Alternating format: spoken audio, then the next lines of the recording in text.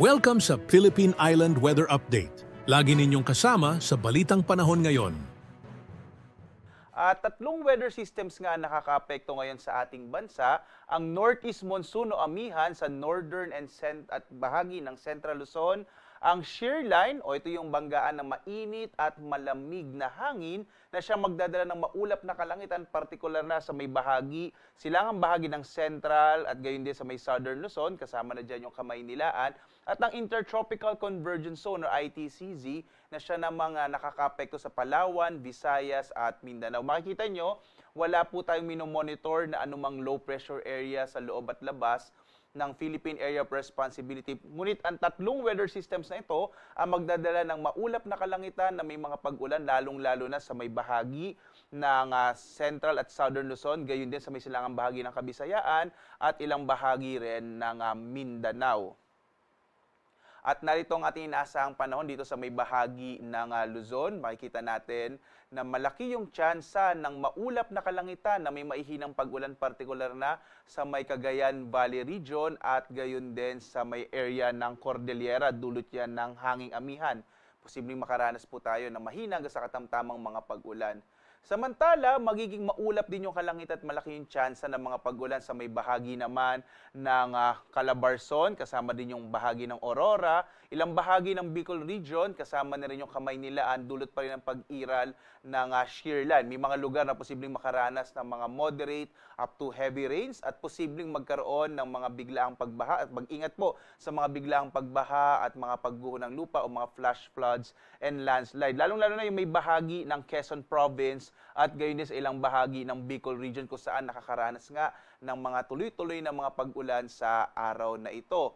Sa nalalabing bahagi naman ng Luzon, partikular na sa Ilocos region at sa kanlurang bahagi ng Central Luzon, inaasahan naman natin ang generally fair weather, pero posible pa rin magkaroon ng medyo maulap na kalangitan at mga isolated o pulupulong mahihinang pag-ulan, dulot pa rin ng hanging amihan.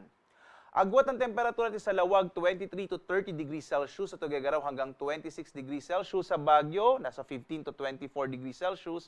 Sa Kamaynalaan naman, 23 to 29 degrees Celsius. Sa Tagaytay hanggang 27 degrees Celsius. Sa Legazpi, 23 to 29 degrees Celsius. At dito naman tayo sa Palawan, Visayas at Mindanao. Magiging maulap ang kalangitan sa bahagi ng Palawan na malaking tsansa ng mga pag-ulan dulot ng Intertropical Convergence Zone or ITCZ. Agwat ang temperatura natin sa Kalayaan Islands, 24 to 30 degrees Celsius. Sa Puerto Princesa naman, 24 to 29 degrees Celsius. Magiging maulap din na mas malaking tsansa ng mga pag-ulan, lalong-lalo na sa may silangang bahagi ng Kabisayaan, dulot din ng Intertropical Convergence Zone. At ang agwat ng temperaturang maranasan dito sa may Iloilo ay 23 to 31 degrees Celsius, sa Cebu hanggang 31 degrees Celsius, habang sa Tacloban 24 to 29 degrees Celsius. Magiging maulap din yung kalangitan na malaking tsansa ng mga pag-ulan sa bahagi ng Caraga region, lalong-lalo na sa may Dinagat Islands at sa Surigao del Norte. At maging dito sa may bahagi ng Zamboanga del Norte, makararanas din ng maulap na kalangitan na may tsansa ng mga pag-ulan dulot ng ITCZ. Sa nalalabing bahagi naman ng Mindanao ay makararanas ng mga isolated o pulupulong mga pag-ulan na may mga pagkidlat, pagkulog dulot din ng ITCZ. Agwat ang temperatura sa Zamboanga ay 25 to 33 degrees Celsius, sa Cagayan de Oro naman 25 to 31 degrees Celsius, habang sa Davao ay 26 to 32 degrees Celsius. At dahil pa rin sa pag-iral ng amihan, tayo po ay may nakataas pa rin na gale warning. Ito yung babala natin sa malalaking pag-alon ng karagatan dahil nga sa malakas na pag-ihip ng hanging amihan. Delikado pa rin maglayag ang mga maliliit sa sakyang pandagat, partikular na sa mga baybay ng Batanes, ng lalawigan ng Cagayan kasama Babuyan Island, sa Isabela, hilagang bahagi ng Aurora, at gayon din sa mga baybay ng Ilocos Norte, Ilocos Sur, La Union at kanlurang bahagi ng Pangasinan. Sa mga kababayan natin, lalong-lalo na yung mga may maliliit na sakyang pandagat, iwasan mo nang pumalaot sa mga bahagi ito ng ating bansa dahil magiging maalon ang karagatan at delikadong maglayag.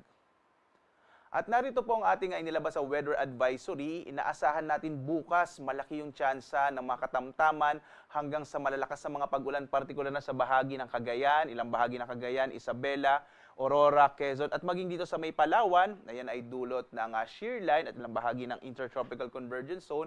Kaya bukas, mag-ingat po sa mga posibilidad ng mga flash floods and landslides, partikular na sa mga bahaging ito kung saan inaasahan natin na posibleng magkaroon hanggang malalakas na mga pag-ulan.